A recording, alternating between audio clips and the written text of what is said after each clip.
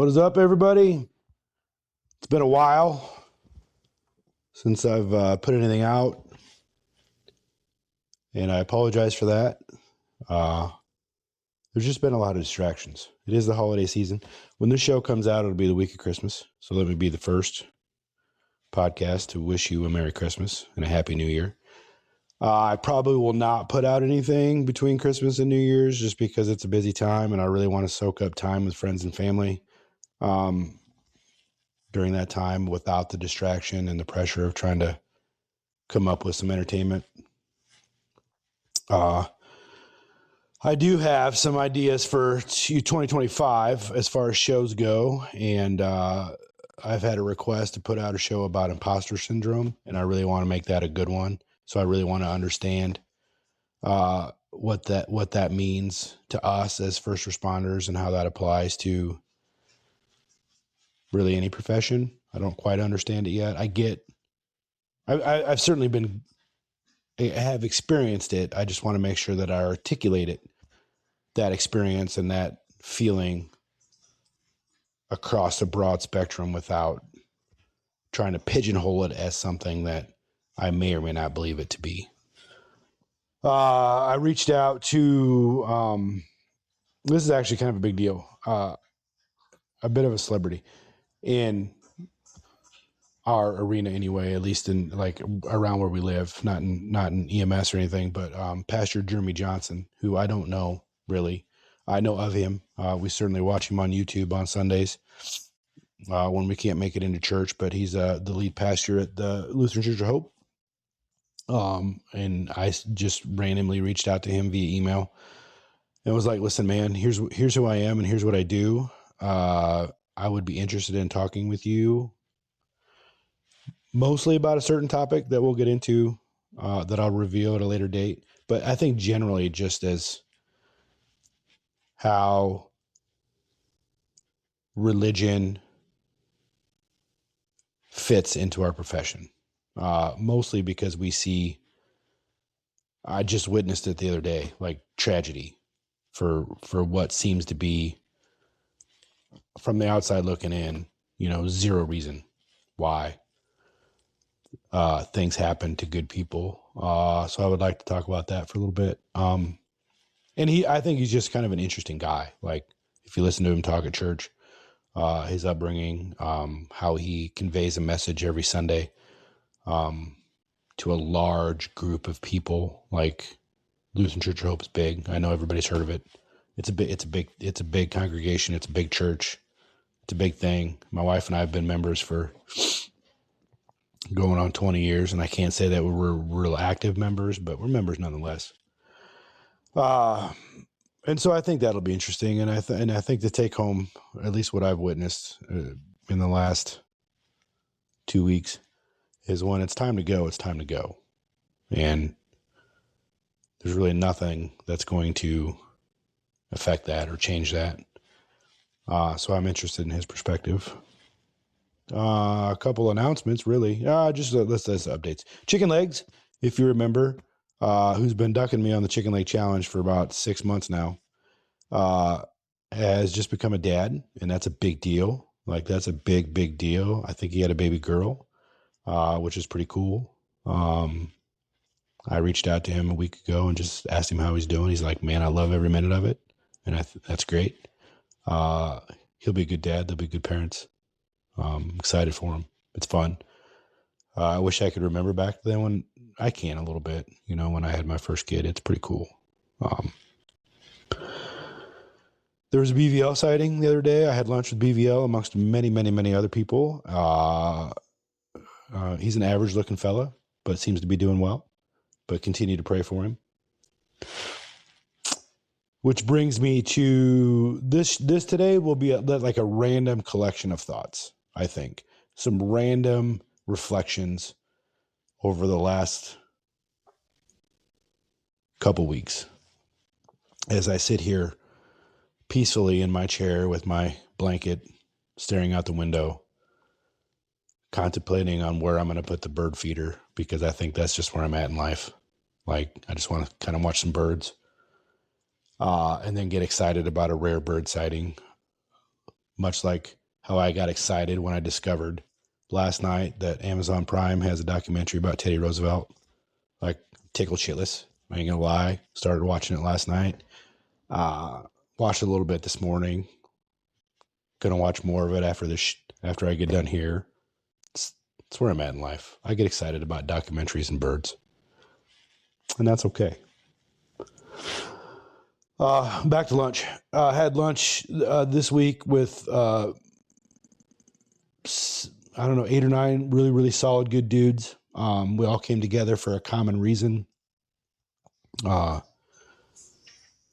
be with a person, to just congregate, share experiences, be together. And I think that I know that I do, take for granted that opportunity where we can just sit with other like-minded people and other people that we've shared experience with in the past and give each other a good ribbing but at the same time appreciate each other and the influence that we've had on each other over the years, knowingly or unknowingly. You know what I mean? Like, last week, and I think that upcoming reservation for us to have lunch together really kind of got me a little sentimental, I think, about reaching out to people, because you just don't know I think we all go through life assuming that people are busy and assuming that, time is valuable and we don't want to interrupt people's time. And I certainly don't want to monopolize anybody's time, because I myself am very, I wouldn't say rigid, but protective of the few hours that I have a day where I'm not encumbered by a child or responsibility or something, where I can just sit and afford to look at birds if I choose to. That is seasonal. I do not experience that every day. And there's certainly times a year where I don't have time, or at least I don't take time to stop and smell the roses, so to speak. So I get it. Like, people are busy.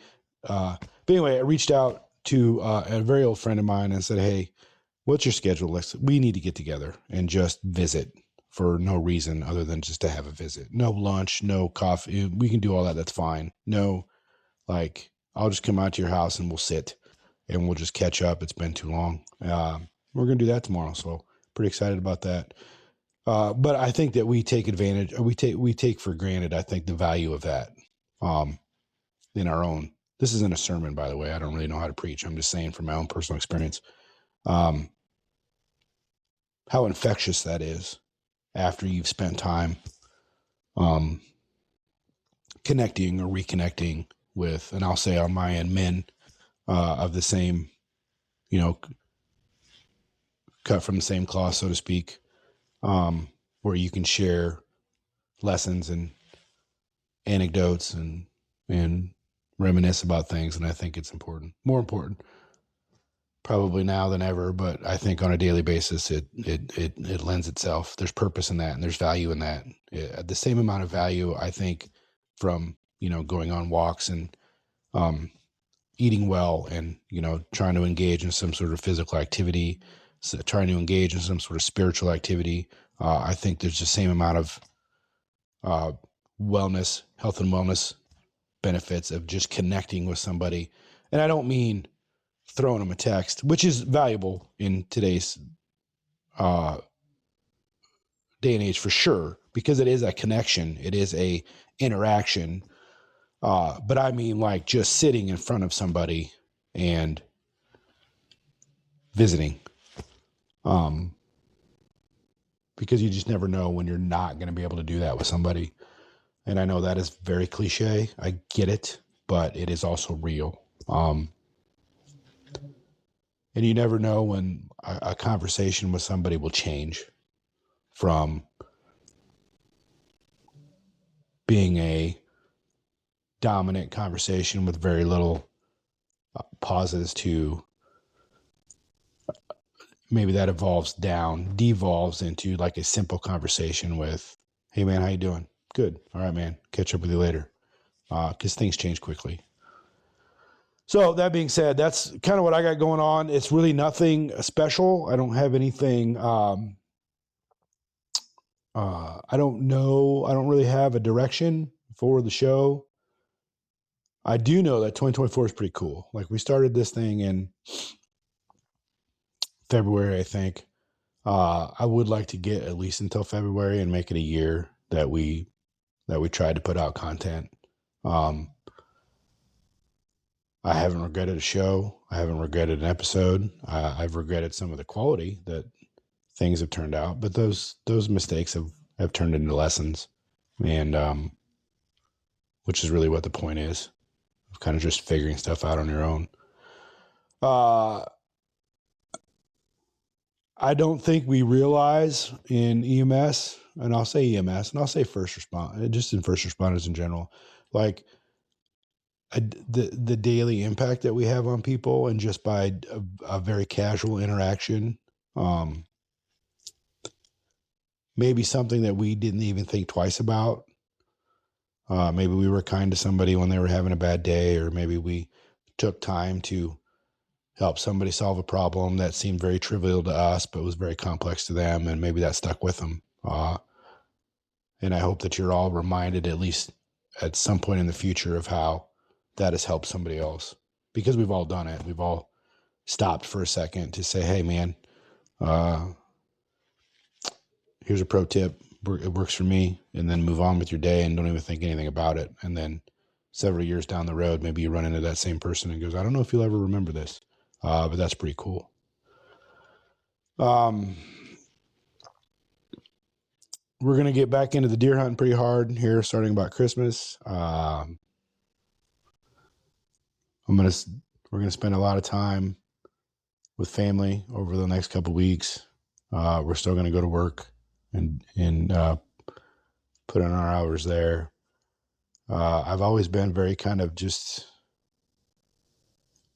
I'll think of something type of thing. I don't really have a whole lot as far as content for the show goes in 2025, other than 2 episodes in the works. But maybe that's what it'll take to kind of come up with something new. Outside of that, I can't think of anything that is really going to be like thought-provoking. It's going to change anything. I think we're all in EMS right now, and at least in my circle of EMS, we know that there's things on the horizon that are not going to turn out in our favor. And we're all kind of dealing with that in our own way. Not really knowing how to deal with it, but dealing with it in our own way. If you knew this was going to be somebody's last Christmas, like, how would you feel about it? Would you change things? Would you do things different? I don't know. There's a lot of that going around. And there's no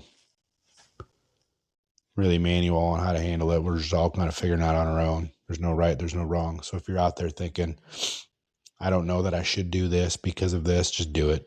If you're called on it to do it, if you're called on it to act, if you're called on it to send that message or make that phone call,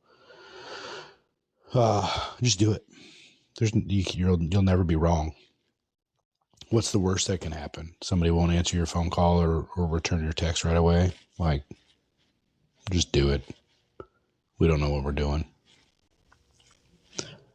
That's really about it. I do appreciate all of you that listen. I really do. Like, I couldn't even have imagined that this thing would be where it is, and it's turned out the way it is as a hobby. Is there ways to improve it? Absolutely. I get junk email all the time that says, "Hey, listen, we'd love to help you promote your show." I'm just not interested. I'm interested in doing cool stuff, and if there's cool stuff out there that anybody can think of that you think I should do, I'd be interested in entertaining it, but purely just for the of just reaching a broader audience and reaching a broader. But this is, for what this does, this is fine. Like, I don't have any grand ideas that this is going to be bigger than it is. This is as big as it's going to be, and that's cool too. Maybe 2025 gets to be more reflective. Maybe 2025 gets to be more of a verbal journaling. Maybe 2025 gets to be more of a, because if you keep in mind, this whole thing started with just interested in personal growth. Like, how do I get better as a human? How do I get better as a dad, as a first responder, as a husband, right? And then try to find those lessons that I've learned and pass those on.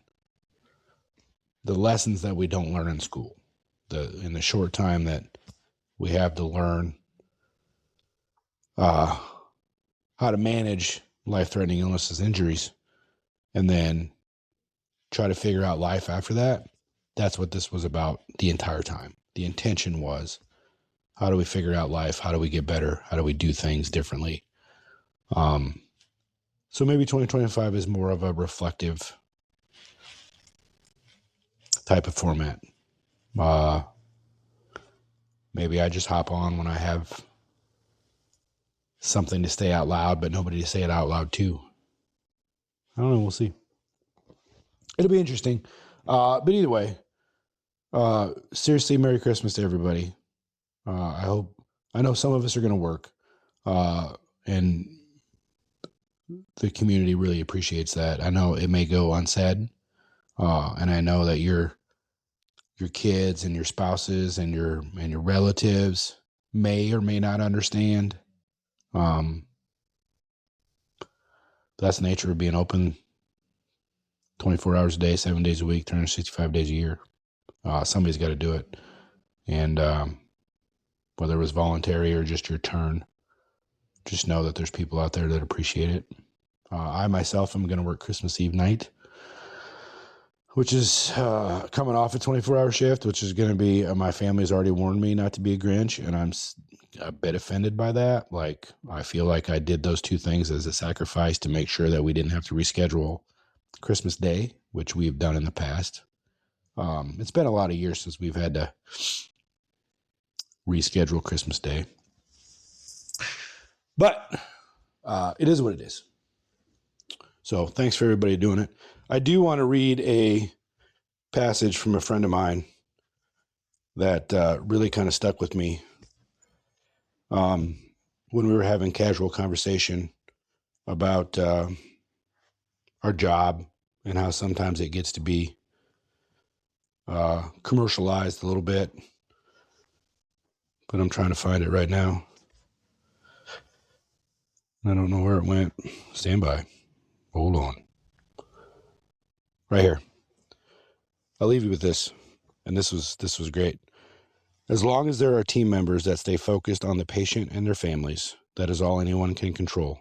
If you lose that, you have lost the most important part of serving others. As we go into the holiday season, just remember why we do what we do. We serve other people. And that means our community, and it certainly means our family. Don't forget that. When we come home after a long shift and it's Christmas Day, we're here to serve them as well.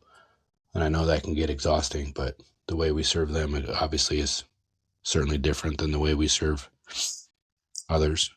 So go into that with that mindset of why we're here and why we do what we do. And I hope that we're reminded of that, not just like around the holidays, but I need a reminder of that sometimes even in July or April. So that's all I got. Thanks for listening to me ramble. Put this out on Christmas week. Everybody enjoy their time. And we'll catch you in 2025. Work hard. Be kind.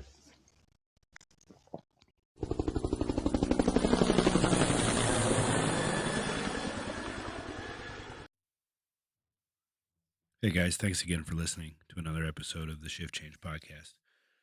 I need to ask if you would leave a rating. I think that it helps people who are new to the podcast find it quicker It doesn't do me any good, but it does help other people that are looking for the Shift Change podcast on Spotify or Apple. It just comes up quicker the more ratings that you give it. I don't, whether you give it a 2 or a 5, it doesn't make a difference. It just helps other people. If you need to get a hold of me, contact me via my email, the show email, which is talkshiftchange@gmail.com. Or you can message me on Instagram at talk.shiftchange. Excuse me, at talk.shiftchange on Instagram. As always, thanks for listening. I could not have imagined how well this podcast has been received. So, as always, I appreciate it. Work hard, be kind.